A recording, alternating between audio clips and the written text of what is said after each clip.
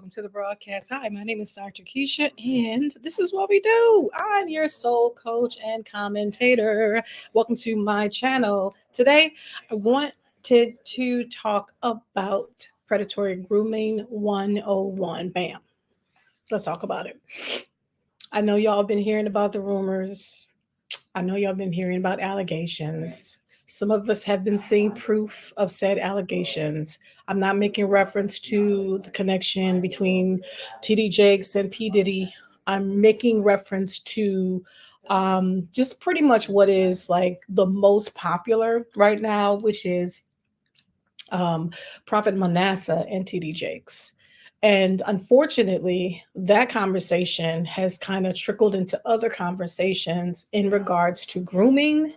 And then from there, we have people that have suffered from this. I want to say survivors, victims, whatever name you want to use to call these individuals that just so happen to be people involved in this situation or these types of situations. Maybe didn't even fully realize like they were involved in anything, you know what I mean, until now, because of everything coming out to the forefront and conversations that people are having. And now they're coming into the realization like, whoa, yo, it's almost like a Me Too type movement. And so that's what we're seeing right now. We're seeing just like with Prophet Manasseh saying that since he made his statements, since he came out and said what he said and shared his experience, other people have reached out to him and shared their experience. So it's almost like a wildfire right now. This conversation is sparking more conversations about the going ons. And it doesn't matter where, because oftentimes we think that the church is kind of excluded when it comes to these types of going ons. But the truth of the matter is that sin is in every camp, in every arena, in every lane, in every aspect of life, because human beings are in every arena, every lane, and in every aspect of life. And as long as we're here, we're human, we have these bodies, we have these sinful natures, these things are going to be happening. And that's just unfortunate, but it's the truth. But how do we avoid? I'm about finding solutions. I'm very solution oriented. Yes, I believe, especially people that are in the religious sector, if you continue to play with fire, then guess what? You're going to get burned. If you continue manipulating people, if you continue playing these games with people's hearts and minds and souls, if you continue to think that, you're exempt from hellfire and damnation and correction, if you continue to believe that, then keep on believing that. You know what I mean? This is what I know for sure. This is what I know for certain. God is a God of his word. And so if God doesn't do anything about what you're doing in dark spaces, behind closed doors, doing to people unsolicited, non-consensual, and you're doing this stuff and you're, again, causing people trauma, abusing your authority. And if you're doing this, then guess what? This is stop sign down the road. God's got to repent to a whole lot of people in a whole lot of places if he doesn't correct you or get you. That's just how I feel about it. So eventually, if you're feeling like you're getting by, you're sliding by, you're slipping and sliding by, eventually, again, it's going to come to a screeching halt. And guess what? The covers are going to be pulled and you're going to be exposed. That's what I believe. And I believe that this is kind of setting the trend. Yeah. For victims saying, hey, you know what? We're sick and tired of being victims. You know what I mean? I want to be a victor. I want to speak on my situation. I want to talk about it. I want to get my power back. You know what I'm saying? Because that wasn't right. What happened to me? And so as a result, no, I might not be able to sue. I might not be able to get compensated for my pain. But what I can do is forewarn the people so that they know what time it is, and so that they can perhaps avoid, any type of interactions that are inappropriate. Because it seems like to me, I'm not saying that we trust leaders too much, but what I do believe is that unfortunately, we don't seem to think that people can do more than just what we think that they can do. I think we underestimate people oftentimes, and we just assume that everybody's on the same page, when it comes to their spirituality. Everybody fears God, all the same, when they don't. People that are in leadership, the Bible refers to some folks as hireling, like they're literally doing it for a paycheck. It's not that because they're super spiritual It's not that they, are people that, they're just so, in love with God and so fearful, and they reverence God. Some people are just doing it for the name, notoriety. They're doing it for, a steady paycheck, salary, a place to stay in some cases, because there's some ministries that do provide housing, a parsonage and stuff like that, a steady income. It's a way by which they can, again, mix and mingle, meet other people, have, get gigs, speaking engagements and stuff like that.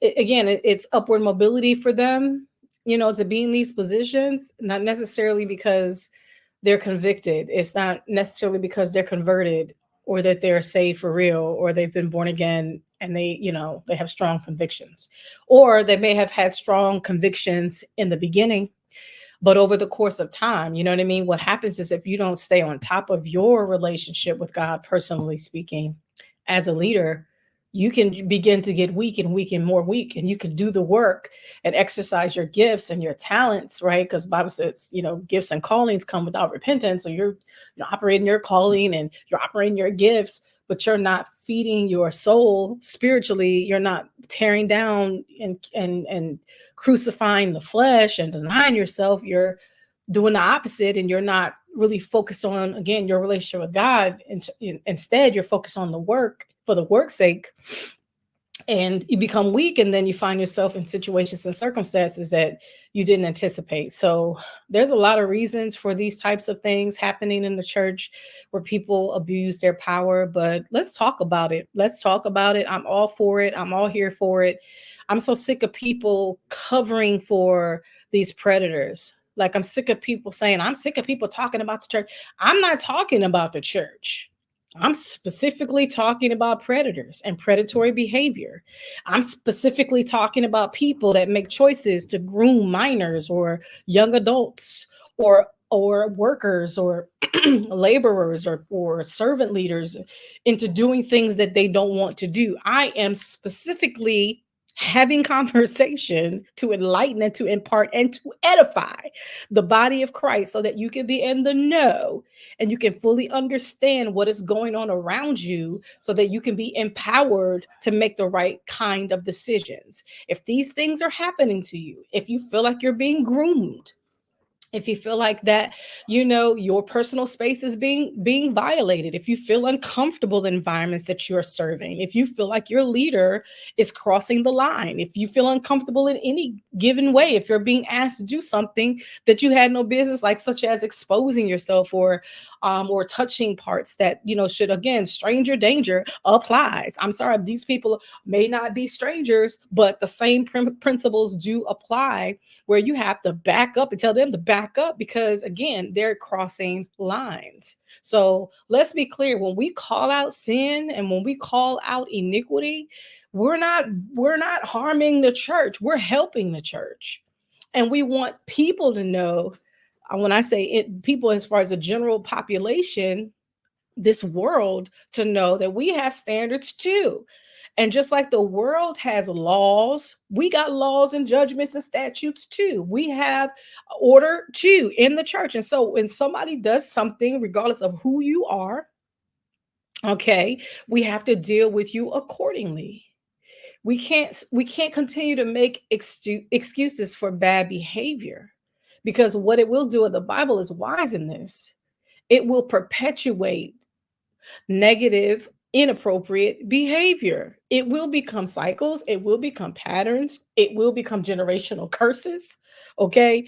Generational trauma and generational dysfunction can happen in churches. So listen, I'm sorry, but I'm not sorry.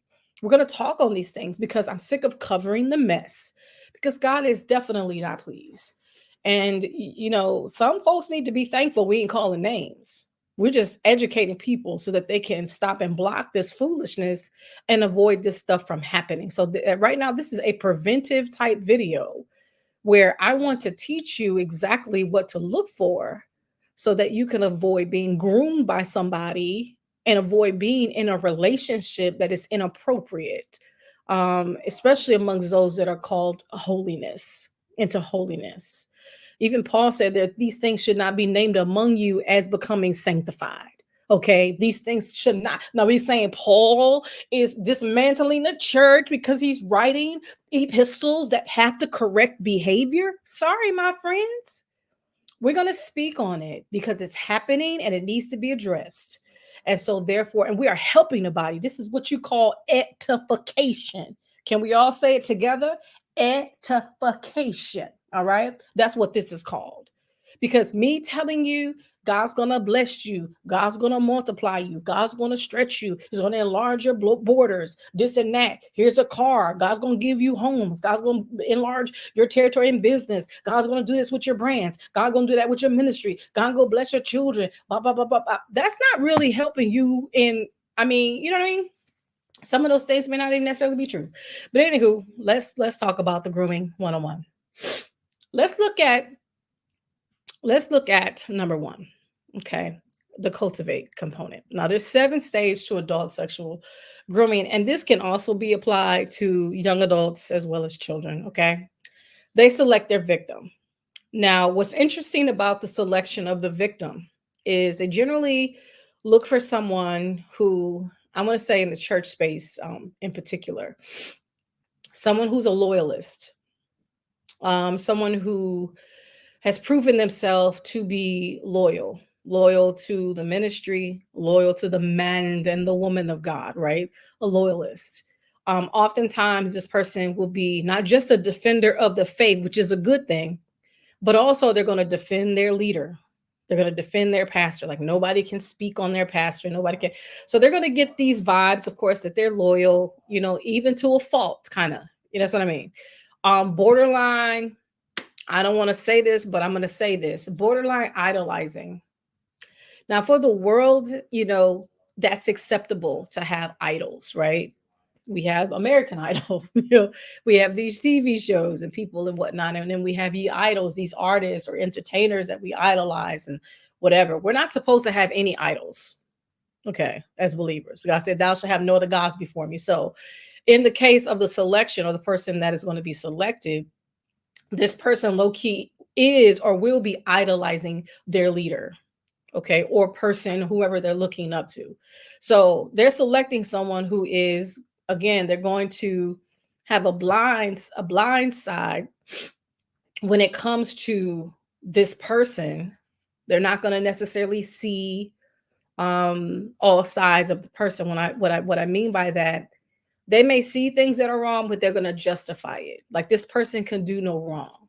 Okay. Even if they see wrongdoing, they're going to justify it because of them idolizing and being a loyalist, even to a fault. Okay. So, or the victim could be someone who has suffered some type of trauma in the past. Maybe they were molested in the past.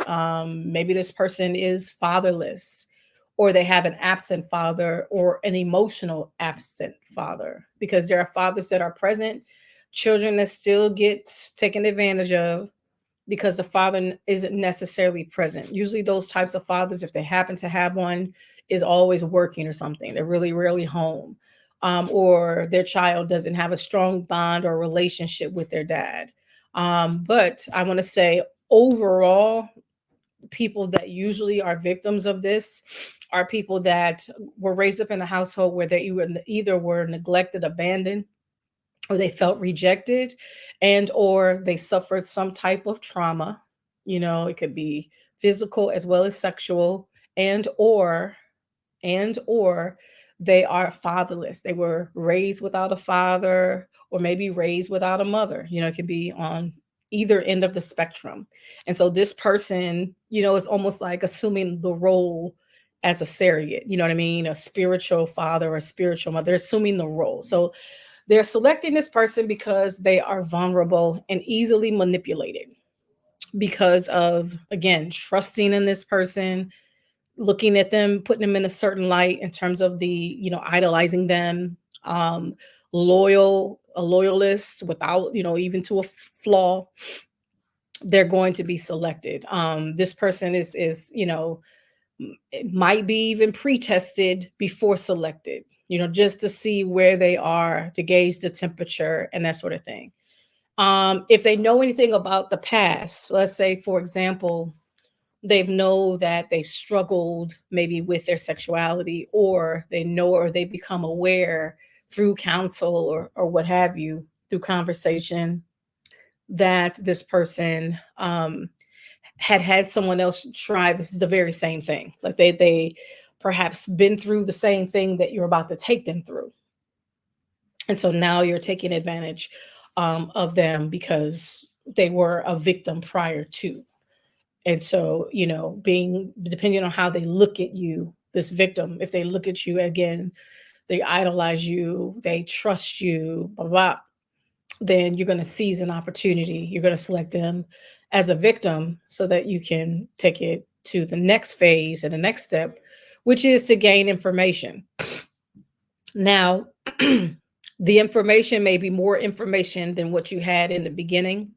Maybe the victim was selected, maybe based upon their feelings, based upon observation. You know what I mean? And so maybe they just didn't have a whole lot of concrete information. But at this point, or stage of the game, they're going to now gain specific information. So now they're going to know, okay, my mom, my dad is not in my life, and they're going to know more. They're going to know how, learn how they, feel about that, and then, that's when that person, will try to assume the role as a person that cares, or, they want to show them, that they're willing to be what is missing in their life. You know what I mean? Whether it be a father figure, mother figure, or what have you.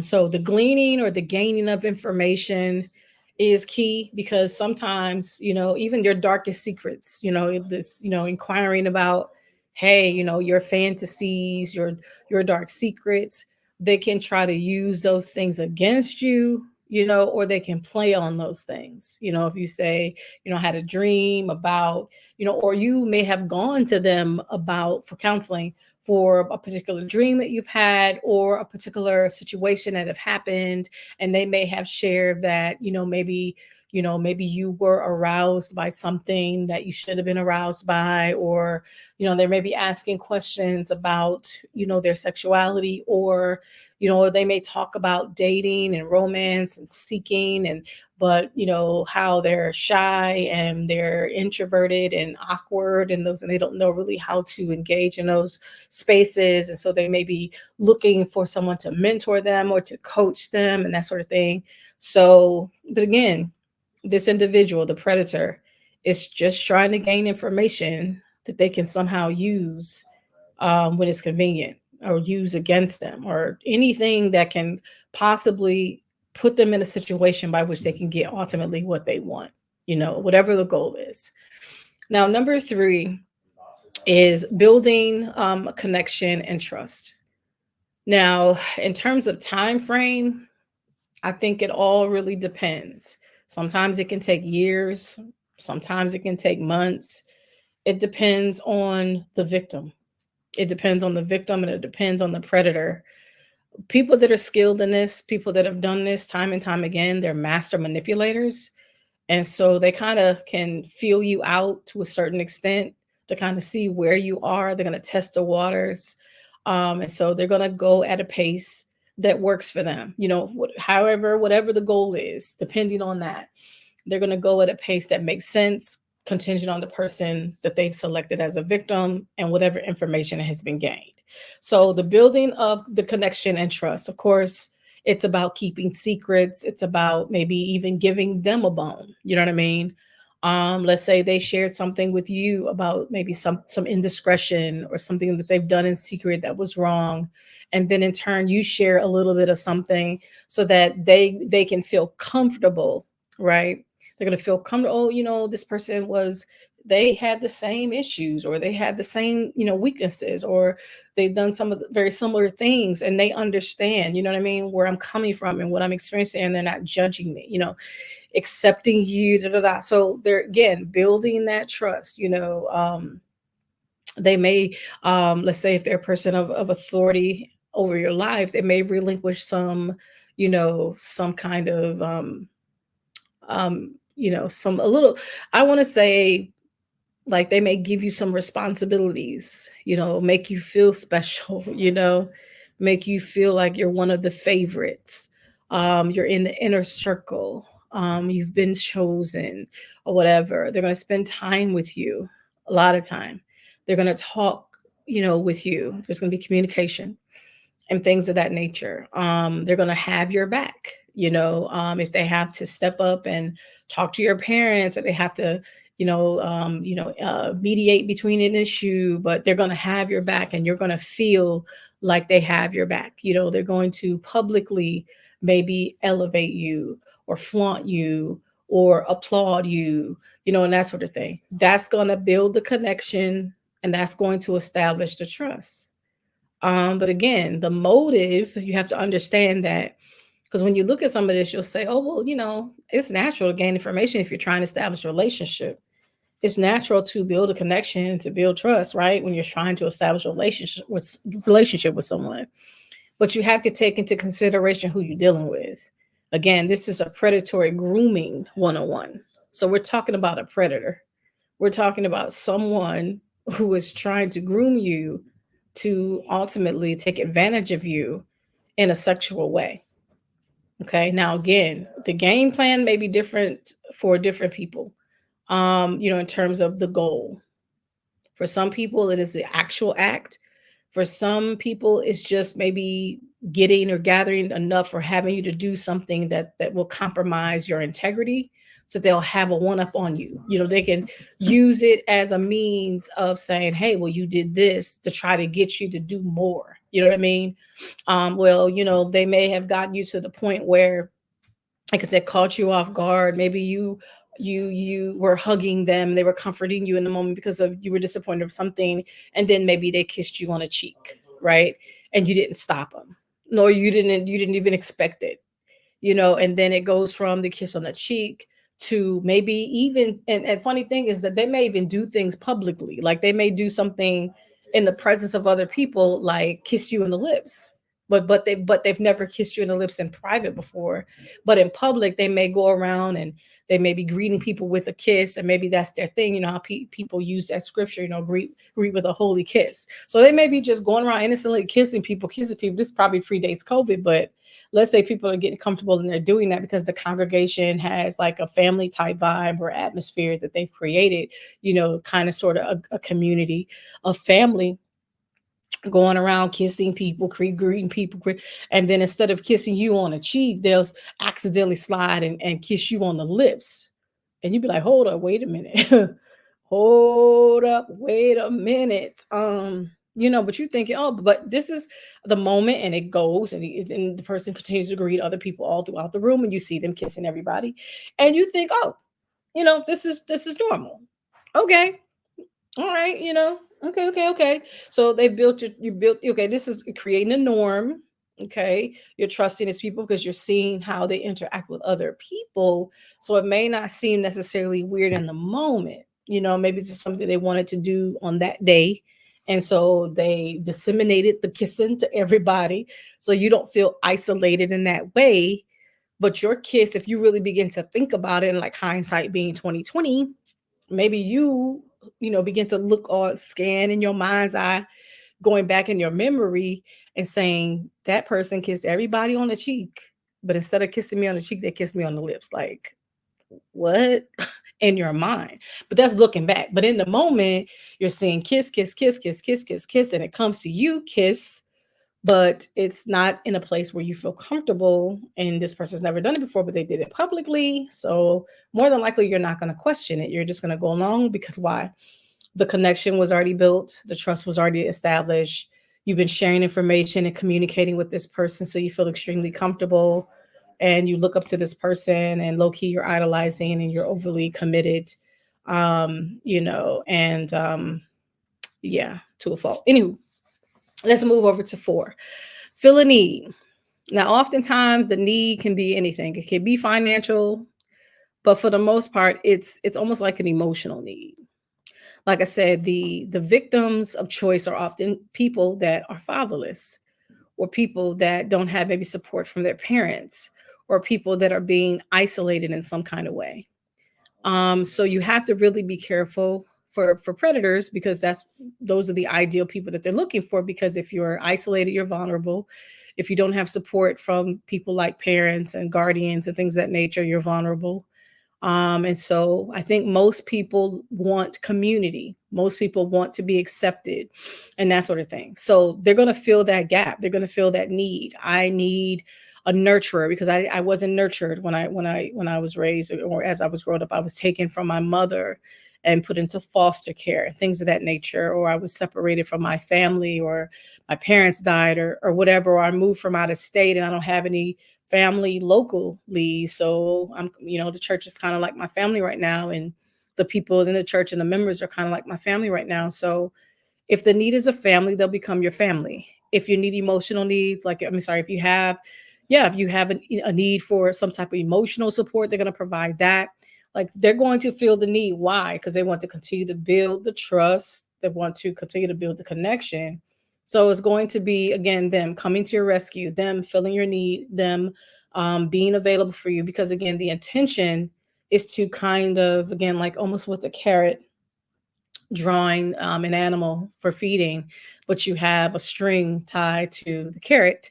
It's the same thing. So all of these different things that are happening are being used as a carrot to kind of draw you closer into their web or their trap, whatever the goal is. And ultimately, again, it's sexual in nature, and it's to take advantage of you. Okay, that is the goal ultimately. All right, so that you have to keep this in mind, because you may at a glance just look at, oh, there's nothing wrong with being chosen, right? There's nothing wrong, being highlighted, right? We need that. It's nothing wrong with gaining information, get to know people, like, at a surface looking at, okay, yeah, building a connection, like you should be wanting to do that in communities. That's the whole point. Fill the need. We all got needs that need to be filled. Okay, you know what? We'll begin to justify these things, but you have to understand, when this is a grooming situation, when it's predatory in nature, there is no innocence. There is no just, this is just, there is no that.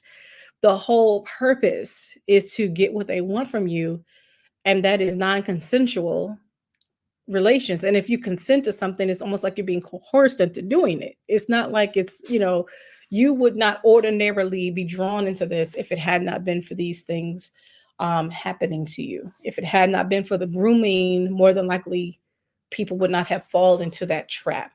So you have to understand that these are very intentional things that are happening, premeditated things, calculated things that are happening for a particular purpose, right? And it's a process, and there's an end game, and it's not good. Okay, so you have to keep that in mind. Even though these things sound, innocent at a glance, for the purpose of the predator, it is definitely not that. All right, so we move from 4 to fill a need to number 5, which is to isolate the prime target. Again, it might be a collective thing where it may be a few people selected, and then the person will be narrowed down, to one. But the isolation is, hey, you know what? Maybe you were going out with a group of people, and then all of a sudden, they'll say, hey, you know what? I'm going out of town. Could you, be my adjutant? If maybe you never served as an adjutant before, you may look at that as elevation or something special, right? But again, you're being isolated, because up until that point, they've been doing little things and little this and little that, everything leading up to this, to kind of, again, groom you and to prepare you for what it is that they have for you. All right. So they're going to isolate you. They're going to get you alone. Whether it's, oh, hey, let's go for a drive, or, you know what, I'm going to go shopping, or let me treat you to lunch or whatever. But they're going to take you somewhere where, again, they can do what it is that they desire to do. And again, and then they're going to be calculated in all of this, whether it's the where, whether it's the time frame, because they're going to cover their tracks. Again, these are very slick people. Like, these are not people that are dumb by any means. These are intelligent people, And like I said, they're very intentional and calculated. And that's why it's not something that, we should be overlooking. It's not something that we should be like giving them passes about. You really have to think back through the recesses of your mind and all of the experiences that you had up until this point just to see if you were groomed. Because like I said, generally when it comes to the grooming and the ultimate thing that they're wanting to get from you, is generally these things are really unwanted. These things are being done to you, but it's not necessarily like you're asking for it. And it may seem like it's convenient all of a sudden, or it's just like things are happening out of nowhere. Because again, this person has a plot, this person has a plan, and you were selected for this. You know what I mean? So there's a lot of premeditation happening in these instances, and that's what needs to be taken into consideration. So understand that if the isolation is happening, that means that you're on path, on track to number 6, which is to instigate a sexual contact. Now, this may happen, like I said, let's go back to the example of the kiss in church in front of everybody. Again, but the part that was different is that again everybody got a kiss on the cheek and you happen to get a kiss on the lips. And let's say it just didn't happen one time. Let's say like the let's say 3 weeks in a row this happened. Now you're comfortable because it's the norm is now being established. 3 or 4 weeks in a row you anticipate it, and you may even welcome it, because it may make you feel like you're important or that you're loved. You know what I mean? Because maybe you didn't get the attention that you thought you should have got growing up. Maybe you got ignored as a child. Maybe, it's been a while since somebody paid attention to you or made you feel special. So in those moments, again, in your innocence, you're not thinking anything other than this is being, you're being shown brotherly love through this expression. The Bible does say, a holy kiss, or what's harm in that, right? So you're not thinking anything of it. But what may happen, let's say during that isolated, situation, in that moment you're isolated, may say, hey, you know what, let's go out to dinner. You go out, it's just you and the person. And if you say, hey, you know what, pull over, let's talk a little bit, right? Pull over. It's near a park, or, it's, maybe in an area where, your car, won't be easily seen, by police or someone or just random passerbyers or what have you. And then you may start talking about something that, again, the predator may, he'll be navigating the discussion or conversation. He may bring up something, or he may ask a probing question and you may respond something, but he probably have, or she probably have a sense of where you're going with it. So they may already have, a solution in advance or whatever in advance.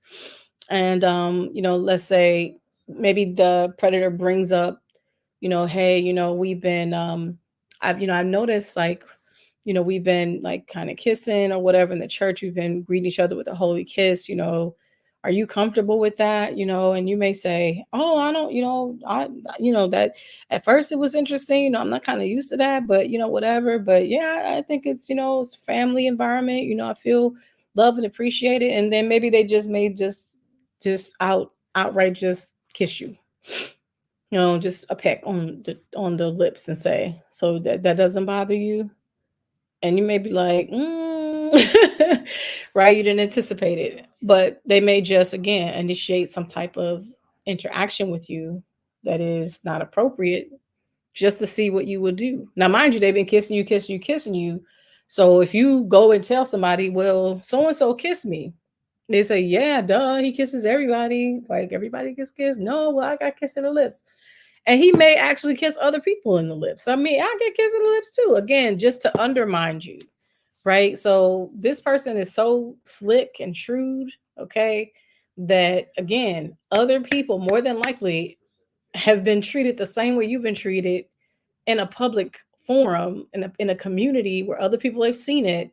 So if there was some type of advancement or some type of a sexual contact initiated, they can easily dispute it, even if it's in even if it's in private. You know what I mean? Because again, they established a cultural, a social, I want to say, norm amongst your community of doing that intentionally, so that when privately it's done, it's going to be hard to come up against that, since that's been established as a social norm within your community.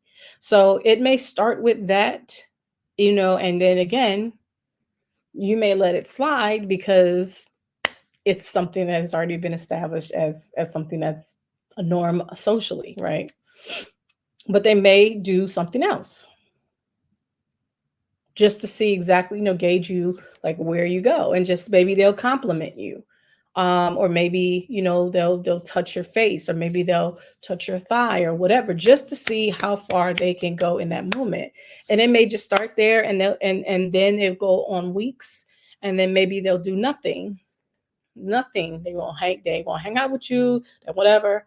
And then the next time you come together, you may be instinctually desiring closeness with this person and may not even be aware of it. So it's like they're like training you to want this unsolicited, um, contact.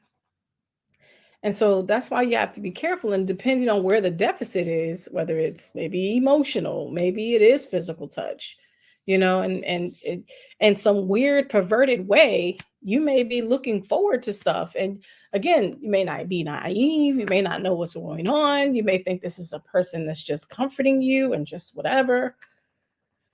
You just got to be careful. But ultimately, they may even use all of these different things that they created to be patterns or acts as a means to, and that's number 7, as a means to control you. Because let's say you happen to share with someone that is in their trusted circle that you may not even be aware of. Like, I believe these predators are so strategic that they have other people that are kind of like not really in on it, but they desire, maybe a position. They may be aspirational, and so they want to stay connected to the power source, which is the person of authority. So they'll do things for them. They'll, be their eyes, be their ears, and they'll run back and tell them information, and then they're like giving props and giving treats or giving little gifts and stuff just to kind of feed their desire for, that level of control that they have, because they have that connection to the leader as eyes and ears. And so they're, it's like a tattletale, like, I'm gonna go tell, or they no one to know that they're going and they're feeding the leader with information. People may not even know that there's a mole. They may not even know there's a mole, that there's someone actually in position, just so that they can be the eyes and ears for the leader, so that the person can run back and tell them whatever is going on. So you may be having a conversation with somebody off to the side, or you may be having a conversation with the mole and not even realize it.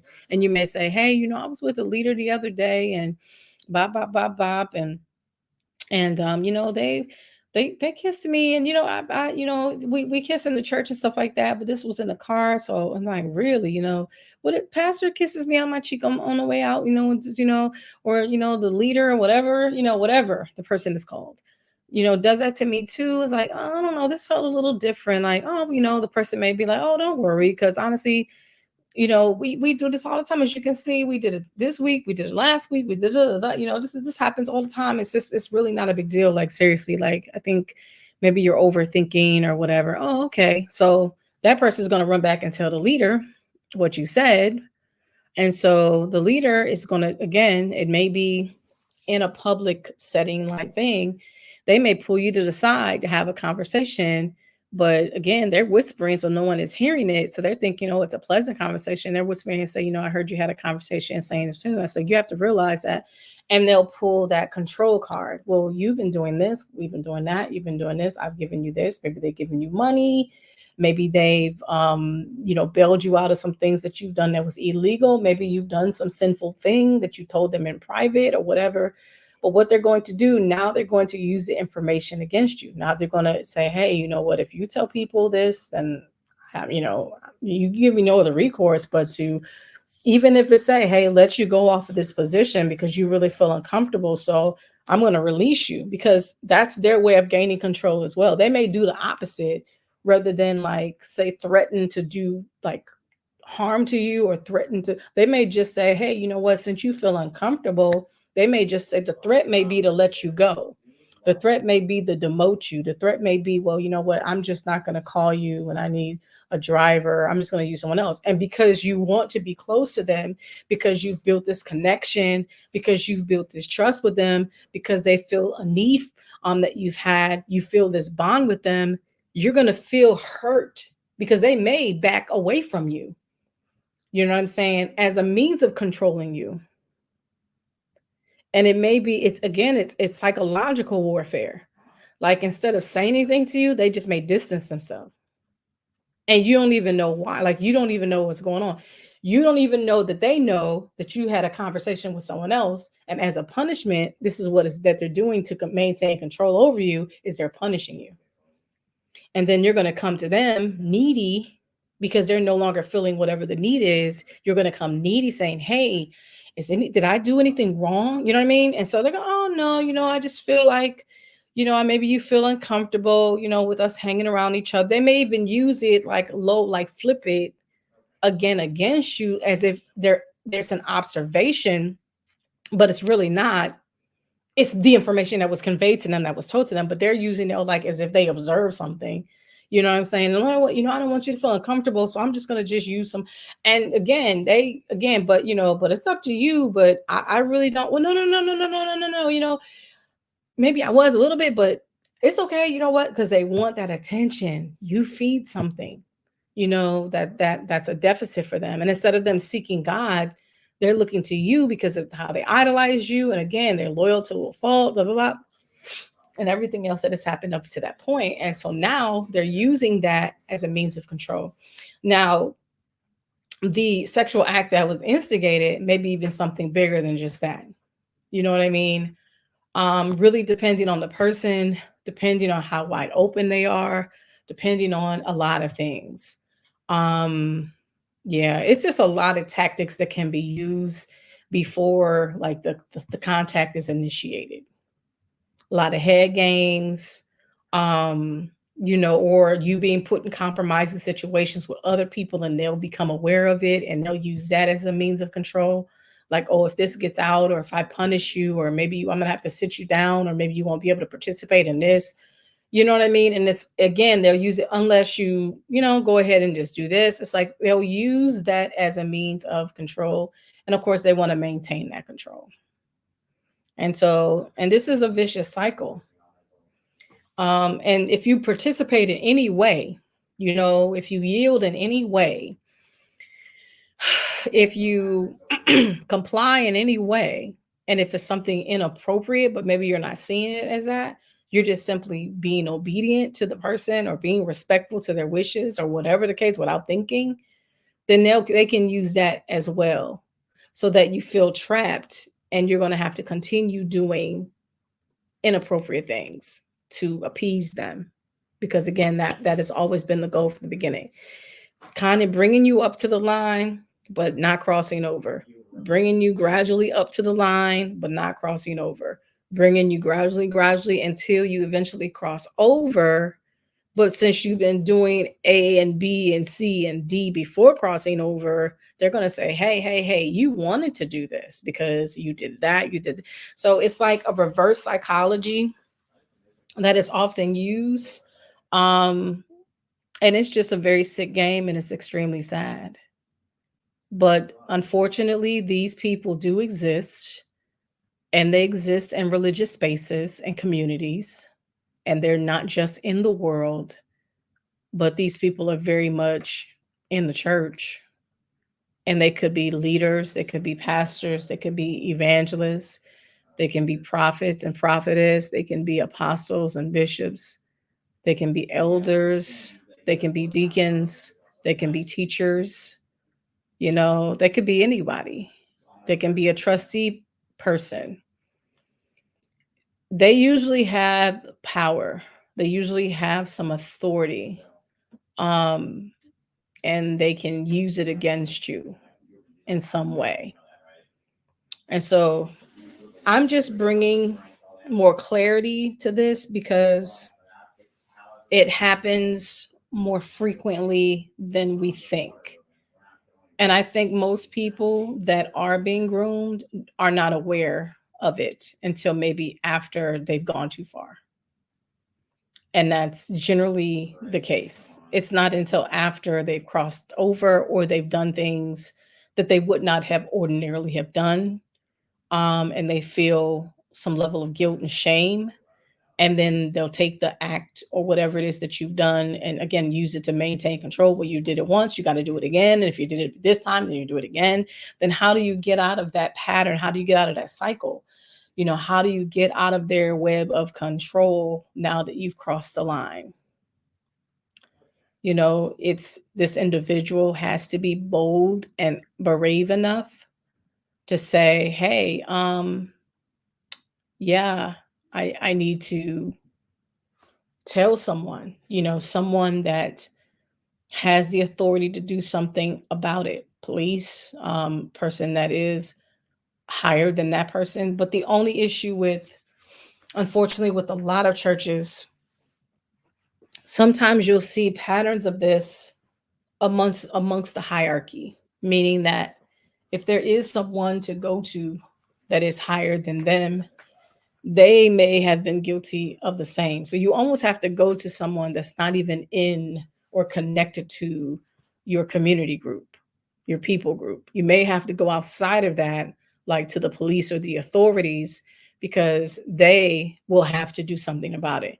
So again, it could be a school, it can be whatever. You almost have to take it outside of that community in order to report it, so that this cycle can break, the pattern can break, the relationship can be disrupted, and you can eventually get the healing that you need, um, and get your voice back if you've lost it. So this is serious. It's unfortunate that we have to kind of walk through this stuff and talk about it. It's a shame that it's named amongst the sanctified and these things are happening amongst us, but it is what it is. Now, again, we all have sinned and fallen short of the glory. Some people may say, oh, well, they're a predator. You know, they can be redeemed, they can be saved. They can, there's grace for them too. That is true. But if a person is continuing in sin, right, that grace may abound, the word is clear. God forbid. The Bible says that an open rebuke is better than a secret love. At some point, this person's got to be called on their stuff. And if it's done openly so that other people can see it, it may shed light, number one, on other victims that may not even realize they're being victimized. It may give them some equipment, or something. They may equip them so that they may say, yo, me too, right? And or it may also give or serve notice to other predators that are doing the same thing so that they can stop and get the help that they need so that they don't get caught up. And again, there can be some serious repercussions for this behavior depending on the age of the person, depending on the position of the person, and stuff like that. So this isn't something that should not be taken lightly. This is beyond unethical. It can be illegal in some instances. And so it should be taken seriously. And if you're a person who is a victim, or you feel like you've been victimized, or you've been targeted or selected, and you feel like that all of these things have happened to you, please, please, please go to someone, go to counseling, go to a therapist, make a police report. Again, take it outside of your circle, because again, you may be talking to someone who may be in cahoots with the predator. They may be also a loyalist, or they may be someone who is consensually involved with them in an inappropriate way too, but they're consensually involved, and or they're doing the same things. Birds of a feather do flock together. So it is possible that you're going to someone that is definitely a bird, that's flocking in the same sphere, and they're doing the same thing. And but you're yet thinking you're going to this person for protection, when this person is not going to protect you. They're going to protect their so-called friend, because that's how they move. You know what I mean? I'm sure they have checks and balances for moments like that, when they're discovered and when they're found out. Again, they're going, because they were on a fact-finding mission when they were gaining information in the first place. They're going to pull their card and say, hey, if you go further, if you do this, if you don't drop these charges, then I'm going to expose you. You were the ones that initiated this. You were the one that did that. And it could have been that they told you to do these things and you just simply did what they wanted you to do. But because you listened to them and you are the one that did it, they could have had recordings of you, not of them asking questions, but of you responding. And it may seem as if you're initiating. So you really got to be careful with these jokers. They are very slick. They are very slick. Yeah. And so feel free to reach out. I do provide coaching. I do provide counseling. Like I said, and if I can be of service, I'm here, definitely here for you. But so that's predatory grooming 101. It can show up differently. People can use many different methods, where it's maybe not physical, it's all mental and emotional. It could be text messages in the morning, it could be money, it can be finances, it can be all these sorts of things. It could be giving you elevations. They're just elevating you. As long as you do what they want, they're going to elevate you. They're going to give you shine. They're going to push you forward. And the moment you stop, they're going to withdraw. Again, they're using this as a means of control, because they know that you need attention. And so they're going to disseminate it or they're going to take it away. You may think, oh, girl, how you know? The wisdom of God. Because thankfully, I haven't been groomed. The wisdom of God and conversations and also counseling over the years and things that I've observed. That's basically why we're here talking about this in the first place. And then also, because of, unfortunately and fortunately, the situation that's playing itself out in public now regarding Prophet Manasseh and TD Jakes. That has sparked a greater conversation. Ever since that conversation has been sparked, ever since I've been doing videos, I've been learning new things. Victims are coming forth. Okay. Again, not related to these people, but in, again, more smaller circles, smaller denominations, churches. Because again, it's happening everywhere. And so I think that, again, and someone has said this, and I forgot, was it Blossom that said this, that we're as sick as our secrets, right? And I believe that you can't heal from things that are not revealed. I really strongly believe that. And that's why therapy and counseling is so important, and then also getting your power back. Getting your power back is important as well, along with your healing journey. Some people may say, after I get to the phase where I can talk about it without crying, this was the goal for me. This is enough. I don't want to go any further than that, depending on what it is that you're looking for. But I will say, suffering in silence is not victory. Ignoring it and acting as if it didn't happen is not victory. Because here's the thing. People say, oh, well, God's going to do it. God's going to get them. Well, God uses people too. God, because this person may have a heart attack, but we may not know necessarily why that person got a heart attack. We can't say, oh, well, they got a heart attack because, they were a predator. Like, we don't know that. They could have had a heart attack because it was just in their family. You know what I'm saying? It was in their bloodline. It could be they had a poor diet. It could be overweight. It could be all kinds of things. So just because something happens to someone doesn't necessarily mean it's pertaining to what it is that was done to you, or God getting them back for what it is that they've done to you. But what I will say is, when we are being used to step up and to speak out and to, speak truth to power and to tell our story and to tell our truth and to report and to again call them out on their stuff, then we will know that this was used for this particular purpose and that God moved in this particular situation and circumstance because you initiated this and did that and the third.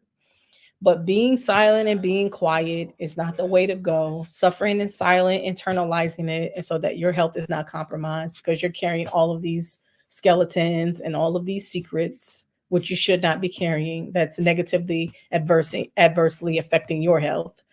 And or be bitter and blame God, because that's the next thing that people do. If it happens in a religious space, instead of holding the people that did this to you accountable, we blame God instead. God had nothing to do with it at all. It was people the whole time. You can name them, as a matter of fact. But instead of holding them accountable, we blame God. We blame the religious order. We blame the organization or whatever.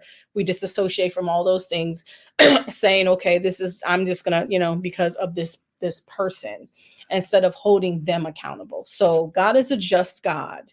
And I think that we should move justly as well. And if somebody did something to you, to me, it is your responsibility to speak out against it.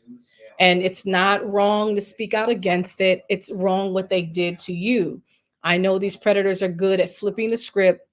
They make you feel guilty for telling your story or for calling them out or to calling them into question or to holding them accountable. They will flip it and make you feel like you did something wrong for telling the truth, that you were the victim.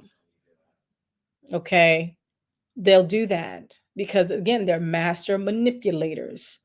But again, God will make you strong if that's the direction that He would have you to go in, or if it's just simply empowering you so that you can have your voice, so that you can feel free to speak on it like I'm speaking on it. And if that's as far as you want to go, then that's fine. Whatever, however, let the Lord lead. But what I will say is that I'm praying for all victims. I'm praying for the predators that they stop and get convicted and come to repentance, and to confess. That's my prayer. But I'm also especially praying for victims, and victors, people that are victorious, that didn't allow, what they've been through to stifle them in any way or to cause them pain adversely, because they went through their process of healing and exposing and doing what they had to do. And God stepped in and stepped up and fought for them because they did the right thing. And to me, ultimately, the reason why you want to speak out is because you want to help other people that may become victims later. I think that that's important as well. I don't think it's just a me thing, because just like it was just you, guess what? There was someone prior to you, more than likely. And if you never said anything, and if you went away quietly and kind of stayed in your burrow, in your hole, in your cave, I'm sure if nothing came out to the forefront, if they didn't, repent and confess and they're still in position, more than likely they found another victim and they probably did the exact same thing. So for conscious sake, I feel like that it's the right thing to do is to tell the truth so that other people can again take heed, and now they know that this person has a problem and they can avoid, being called into any type of trap of this individual or of the enemy. All right. So that's predator grooming 101. Again, this is a directed towards the church, or people of faith. Again, let's avoid it. If we have deficits, if we have any needs or gaps, I would strongly recommend that you talk to a therapist, someone again that has a business and or something to lose. Because if you're just talking to religious people and they don't have any training and they're just kind of like, doing some religious counseling, they don't have a business or a brand or umbrella by which you can really, again, and I think most churches do have insurances where you could sue them, but you just need to have the appropriate representation so that you can conduct that again. And you have to, if you go through police and file a report, you're going to have to go through that process anyway. Definitely if you're planning to go through the courts and things of that nature. So it's just like I said, it's just good to avoid all these things, like the plague. Take heed to, again, some of the recommended methods by which these groomers use. Just take heed to these things and make sure that you're not caught, in all of this, and that make sure that you don't become a victim. All right, so that's pretty much all that I have to say for now. Again, like I said, we will be speaking more regarding the topic because I really want people to know that I feel your pain. Like from the moment this came out about Prophet Manasseh, I felt his pain, and I've kind of seen things over the years, and I've kind of like didn't really understand like certain things. But just was in prayer about like God exposing. And for years, God has been speaking to us prophetically about just exposing, exposing, exposing. So here we are. We're here. So I'm here for you. I don't feel like God puts us in position for us to be like, oh, well, your problem. No, I feel like that God allowed me to get to where I am today to be of help and service to those that need it the most. And I feel like, especially those that are victims of predatory grooming, definitely need a safe place to go where they can be, fully honest about their situation. And if necessary, they can speak, and share without having their confidentiality compromised by any other group outside, because I'm independent of that. I'm not attached to said communities. I have my own, and I have an umbrella by which I am covered. So I am not connected to organizations that I previously was connected to. I have my own organization, and I also am covered by another organization that is not connected to my previous organization. So that way, people have a safe space where they can go and get the support that they need, and direction that they need, and counsel that they need, and prayer and deliverance that is needed. So I'm here for you. So again, my name is Dr. Kesha. My website is impactingmindsetsglobal.com. You can go there and take a look at all the services that I do provide. I do provide coaching as well as Christian counseling, inner healing. There's a lot of services that I do provide, especially for what it is that I'm sharing today, to be of service to you. So go check those out, and you can touch base with me, and then maybe we can set something up and get the ball rolling in terms of counseling or therapy. All right. I love you. Love yourself. And I guess I'll be talking to you all soon. Until next time, God bless you and shalom.